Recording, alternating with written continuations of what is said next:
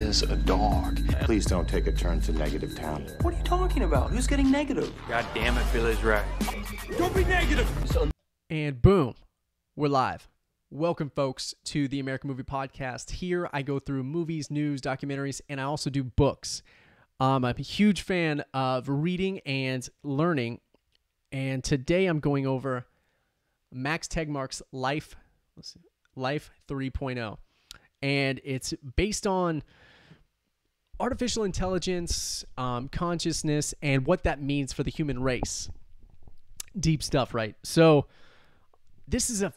I was a huge fan of this book. I listened to Mac's other book, Our Mathematical Universe, after I heard him on a podcast, and I'm a huge fan. He's insightful. He's got his finger on the pulse that's anybody else's book that you're going to read. He's probably one of the most close people to this. And he talks about how he went to Puerto Rico to the summit to pretty much talk about the dangers of artificial intelligence. So he's world-renowned in that universe, pretty much, of artificial intelligence. I believe he works at MIT. I believe so. But he has high praise from the Wall Street Journal and Elon Musk, and he's a very bright, brilliant guy. And this book was amazing, and it was mind-blowing. And every time I picked it up, I didn't regret picking it up. So I read a few pages, and then I was like, mind blown. And then I put it down, and I'm like, man, I should have just continued reading, because it was chapter after chapter. My mind kept getting blown. So artificial intelligence, he goes into, so there's narrow artificial intelligence, which is similar to like a calculator. A calculator can beat any of us at mathematics in any shape or form. Same with chess. So like this computer algorithm beats you at chess. I think it's Gary Kasparov or whatever, the best chess champion, got beat by a narrow intelligence. So general intelligence is where there's only going to be a blip in time when it matches humans. General intelligence, because it's going to reach out. It's going to reach out and upgrade its software, trying to get a better world, a world model and hardware model. So, and that people say that that's a megalomaniac way to think, because you're whatever. You're making it have human tendencies, but no matter the goal, it's going to have a sub goal. And that, in order to get its goal, whatever it is, we don't know. It's going to need to upgrade and have this recursive upgrade. So really fascinating. Like, I was mind blown this entire time. And so he goes into the narrow intelligence of it, or narrow artificial intelligence. So he goes into what was a really groundbreaking part for him was Google's Deep Mind. So Google's Deep Mind, it learned AlphaGo. So AlphaGo is this Chinese game where it's insurmountable, infinite amount of possibilities in this game.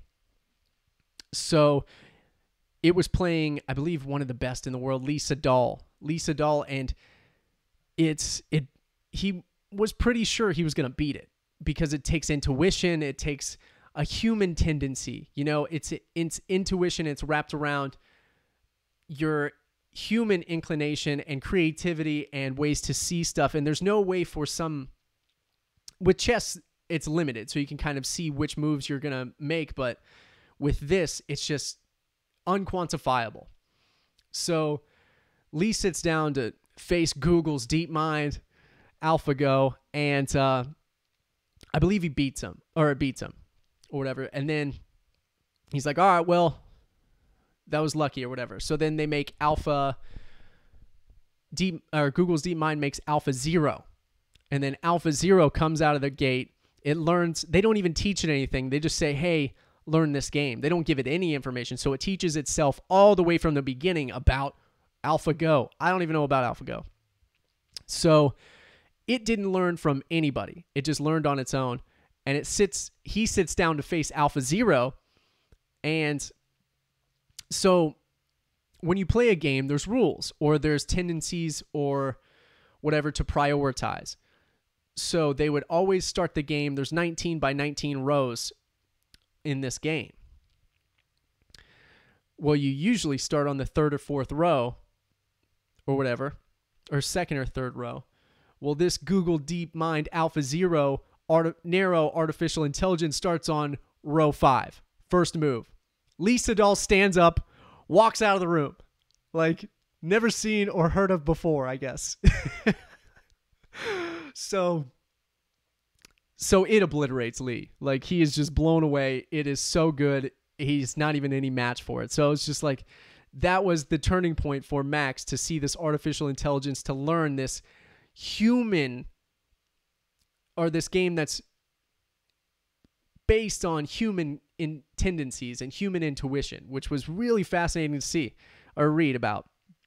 So it's just like, oh my God. So then you get immersed in that. And then he goes into the possibilities of this, this exponential growth rate of this artificial intelligence, where it's general. So that was incredible too. That was so crazy. And, there's just so many, you don't know what the tendency is going to be of this thing, of this outward jutting entity that's omnipotent and knows everything. And it's not going to, it already has its own goals. And so you don't know what's the possibility of this thing. And so he writes, we need to figure out a way to allow our goals to be met, but we don't know what our goals should be. We need to think about our goals in a way so that this thing doesn't just, like in Nick Bostrom's book, he mentions like, hey, make humans happy. Just optimize for happiness. Well, the artificial general intelligence will just hook our brains up to this system that just floods us with serotonin. Everybody's happy. That's not a good outlook, or that's not a good objective. So you have these holes inside of our goals. So that's one of the hardest things to deal with too, because there's always loopholes. There's always going to be something that you don't think of. So it was really fascinating. It was such a cool book. He goes in through, what will it mean if this entity does get inside,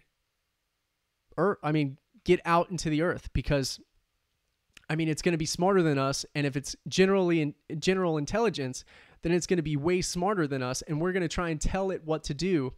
And how he refers to it as is, imagine you were the only adult on Earth, and everybody else was diseased except for the people that were age 5. So you are the person, you are the leader of these 5-year-olds, and you have to tell these 5-year-olds, hey, you got to do this, this, this, this, this, this. And then they go back, they vote, and they're like, hey, no, we don't want to do this. And you're trying to communicate in this way as if you're the omnipotent being that this general intelligence would be. So that would be incredibly frustrating. And he also puts it in perspective where when we're going to make a superhighway, we don't take any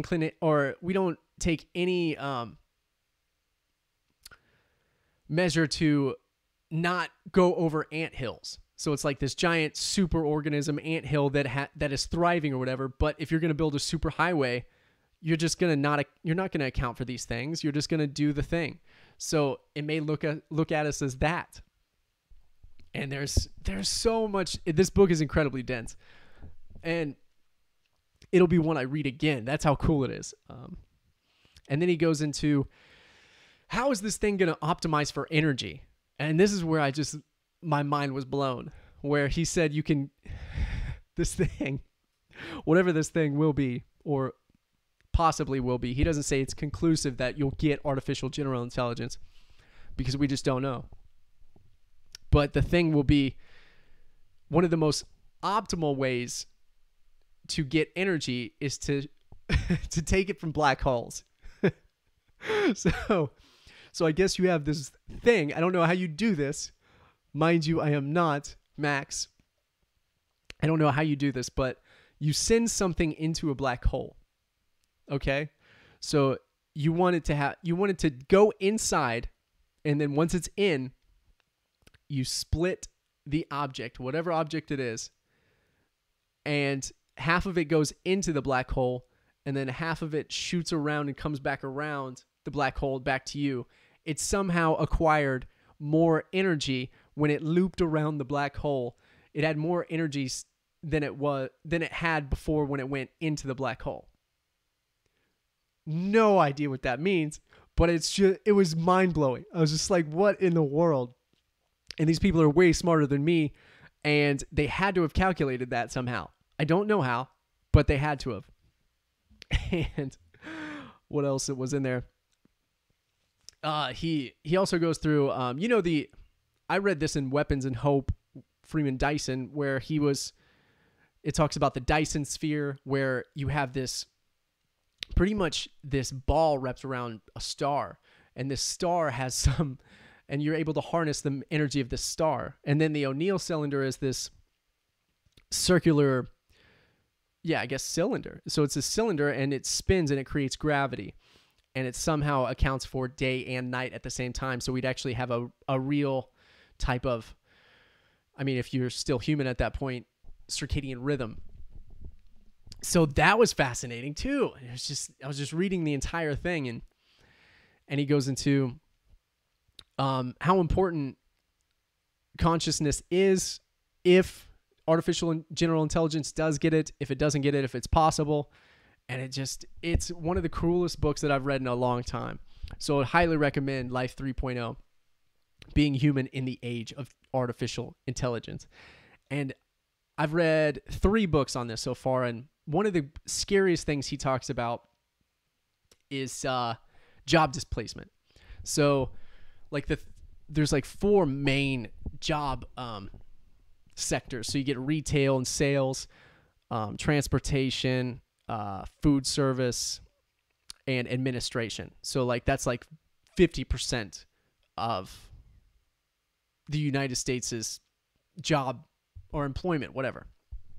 So that's all subject to get lost, just for the sheer fact that these algorithms and these artificial intelligence that are narrow, you don't even need the general intelligence for this, are way more accurate, precise, and cheap than humans, actually, because humans get tired, get sleepy, same thing, and hungry.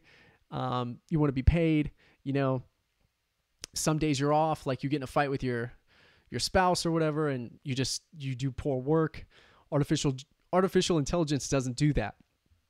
So it's just really fascinating to see that there's a huge point where we're going to have to talk about what it means to be a person and have a job. And one of the most paramount things that I've learned is that when you don't have a job, it's more deleterious to your health than losing a spouse. If you don't have a purpose or have something to do, you deteriorate and decay worse than any other thing you could possibly do, which is mind-blowing because it's psychological. So there's a huge issue to be talked about with this, and I see it going on, and I see more and more just technology incorporating and infiltrating the life, and you can just see it kind of just wrap around, and it's kind of like a gel, or like an octopus just going around and kind of just getting in, and you're just like, okay, so we're just going to have cars that drive everybody now, and it's just crazy. It's really crazy, and it's a really fascinating book, and I'm going to review all 3 books that I've read on artificial intelligence. It's coming up. If you want to know what they are, feel free to ask. They'll be coming up soon. I've read them all already, so I'm just trying to get my thoughts in order, much more than this video. So, but it's an incredible book, and I would highly, highly recommend it. It's one more time. It's Life 3.0. It's a New York Times bestseller. I'm going to skim through just to see if I forgot anything else that I wanted to mention, really. And it goes through the top 25 jobs that are most crucial, and artificial intelligence, they're going to be there's going to be something else that people will be able to do for artificial intelligence. But the top 25 jobs have been around for the last 200 years. And then finally, when the internet came, which is probably one of the most paramount changes in human history, it's like the 26th most important job and fulfills all of those jobs. It's like 1% or something like that. So ask me about that more if you'd want. I can take a picture of it and kind of share it too if you want to see it, because the graph helps a lot with that. So it's incredible. You should totally check this book out if you got some time. It's about 300 pages. It's pretty dense. You probably get it done.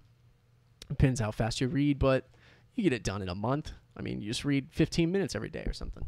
So check that out if you'd like. Let me know if you read the book or if you're interested in the book. Feel free to ask any questions that you want. So until next time, this has been Matthew Benjamin. That was Life 3.0 by Max Tegmark. Maximilian. So until next time, thank you so much again. Bye. Bye. Round 1. Fight. Come on. Oh, whoa, hey, come on. Come on, Kelly. Come on, we're men, we're not piñatas. Come on. To be honest, I'm not sure he really is a dog. Please don't take a turn to negative.